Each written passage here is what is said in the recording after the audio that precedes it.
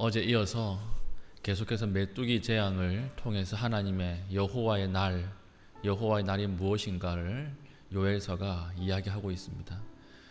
여호와의 날이라고 하는 것은 원래 기쁨의 날이고 해방의 날이고 축제의 날이었죠. 근데 하나님 앞에 말씀을 떠나고 말씀을 지키지 않은 백성들의 여호와의 날은 기쁨의 날, 축제의 날이 아니라 심판의 날이 될 것이다. 하나님께서 너희를 치시는 날이 될 것이다. 이렇게 요엘서가 이야기하고 있습니다. 요엘 선지자가 이야기하고 있습니다. 이것을 어저께 언약적 징벌이다 이렇게 이야기했습니다.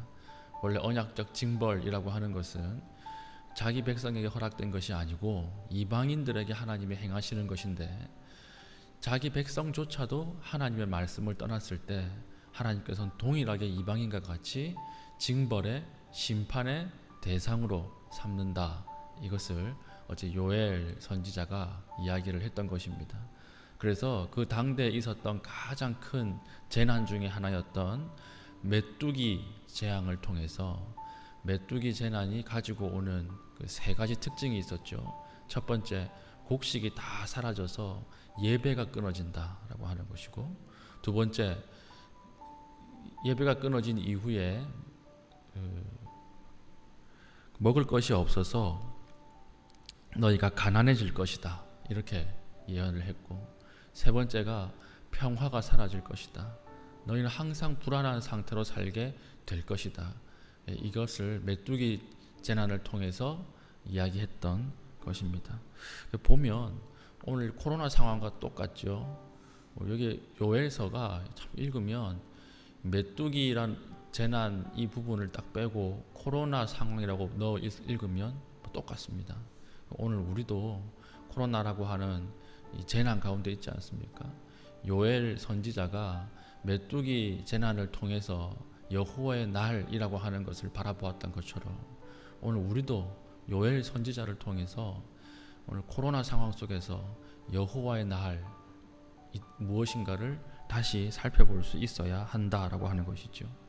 우리 18절 보니까 가축이 울부짖고 소떼가 소란하니 이는 꼴이 없음이라 양떼도 피곤하도다. 이 상황 속에서 양들도 피곤하대요. 먹을 것이 없어서 씨앗을 심으면 씨앗이 싹이 나야 되지 않습니까? 근데 흙 아래에서 다 썩어버리는 거예요. 이 여호와의 날입니다. 흙 아래에서 다 썩어버리고 꼴이 없으니까 양떼조차도 피곤하다라고 하는 것이고, 19절 20절이 선지자의 절규지요. 여호와여 내가 주께 부르짖으오니 불이 목장의 풀을 살랐고 불꽃이 들의 모든 나무를 살랐음이니이다. 들짐승도 주를 향하여 헐떡거리오니 시내가 다 말랐고 들의 풀이 불에 탔음이니이다. 아무리 둘러보아도 생명은 아무것도 없다는 거예요. 다 쓸어가고 메뚜기 떼가 다 쓸어가고 다 파헤쳐져서 생명이라고는 눈에 찾을래야 찾을 수가 없습니다. 하나님 어떻게 이렇게 됐습니까? 이것을 절규하고 있는 것입니다. 오늘 요엘 선지자는 너희가 이 상황에서 어떻게 해야 할 것인가, 이스라엘 백성이 이 상황에서 어떻게 해야 할 것인가 라고 했을 때 뭐라고 이야기하죠? 울어라 이렇게 이야기합니다. 어제와 똑같죠. 울어라. 우는 수밖에 없다.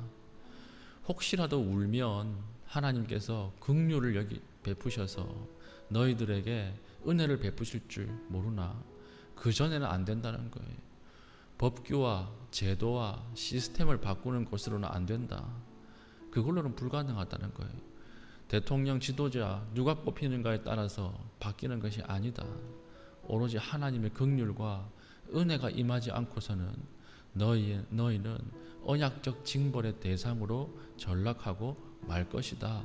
이렇게 이야기하면서 울어라 이렇게 강조하고 있는 것입니다. 이게 13절입니다. 보십시오. 제사장들아 너희는 굵은 배로 동이고 슬피 울지어다. 울지어다 한 번 나왔죠.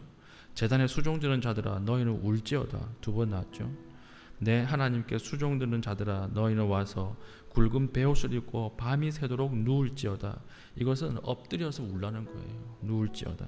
이는 소제와 전제를 너희 하나님의 성전에 드리지 못함이로다. 14절. 너희는 금식일을 정하고 성회를 소집하여 장로들과 이 땅의 모든 주민들을 너희 하나님 여호와의 성전으로 모으고 여호와께 부르짖을지어다. 울어라는 거예요. 울어라. 지금 모든 삶의 자리가 다 무너져 있는데 우는 자들이 없다는 것입니다. 하나님의 말씀을 떠나고 하나님 앞에 죄를 지으면서 아무도 우는 자들이 없다. 그런데 우는 것만이 답이다. 이렇게 이야기하죠. 우리의 삶도 마찬가지 아닙니까? 오늘 우리의 정치와 문화와 경제와 교육과 삶의 어떤 자리도 무너지지 않은 곳이 어디 있습니까? 죄가 스며들어서 타락하지 않은 곳이 어디 있습니까? 모든 것이 다 타락했어요. 모든 장소가 다 무너졌습니다. 그런데 비판하는 사람은 많고, 그리고 이 왜 이렇게 됐는가 분석하는 사람은 많은데 우는 사람이 없어요. 우리의 직장에서, 우리의 가정에서, 우리의 삶의 모든 자리에서 분석하고 이렇게 바른 말 하는 사람은 많은데 울지 않아요. 아무도 울지 않습니다. 이것을 보고 오늘 하나님께서 말씀하시는 거죠. 울어라, 울어라. 우는 것만이 답이다. 이렇게 이야기하는 것이죠.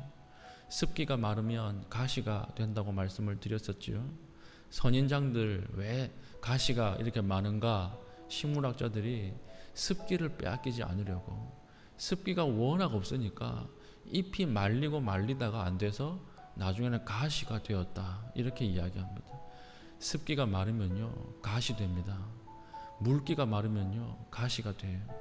그럼 가시를 회복하는 방법은 무엇일까요? 가시를 자르는 거 아니에요. 또 나요. 뽑는 거 아닙니다. 또 납니다. 습기예요. 습기. 습기가 부어져야 돼요. 습기가 무엇입니까? 눈물이에요. 눈물. 눈물이 있을 때에 습기가 생기고, 눈물이 있을 때에 가시가 다시 풀려서 연한 잎으로 바뀌게 되는 것입니다.